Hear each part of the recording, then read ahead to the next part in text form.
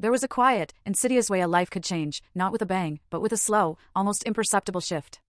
It was like waking up one morning and realizing the art on your walls, the coffee mug in your hand, even the arrangement of your very furniture, no longer felt like your own. My preferences, my comfort, my identity, they'd all been gently, persistently, redecorated. I was just 29, a project manager for a construction firm in Austin, with a decent salary, my own apartment, a steady path ahead. My life was solid, predictable, built on a foundation of practical choices. I was a function over form kind of person, preferring utility and quiet competence. Then Chloe walked into it. She was 27, an event coordinator who also managed social media for local businesses. The kind of person who could command attention effortlessly, who glowed with an almost artificial light. She lived for presentation, for the curated moment, her phone always ready to capture the perfect angle of a latte or a meticulously arranged bookshelf. We met at my buddy Sam's backyard barbecue, 2 years before the quiet demolition of my life began. The air was thick with the Texas summer heat, pushing 90 degrees, but she arrived in a bright sundress, her hair perfectly styled, radiating an energy that drew people in. She didn't just attend, she circulated, chatting, laughing, making everyone feel like she was hosting the whole affair.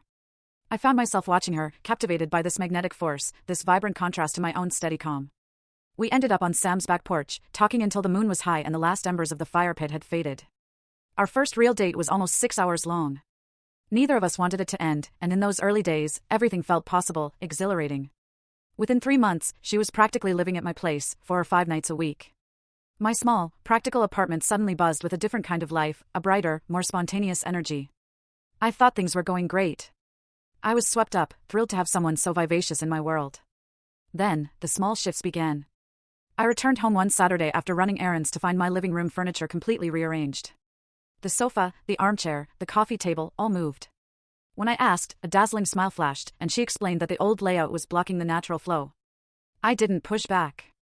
It was just furniture, after all.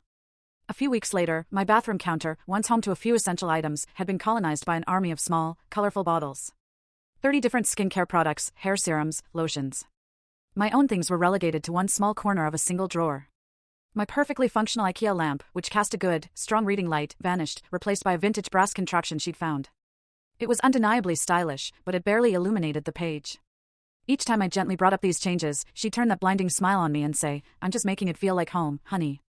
I didn't want to seem ungrateful, didn't want to dim her enthusiasm, so I'd just nod and let it slide. But looking back, I understood. She wasn't making it feel like my home. She was making it feel like her home. Don't miss the twist bottom left, full story.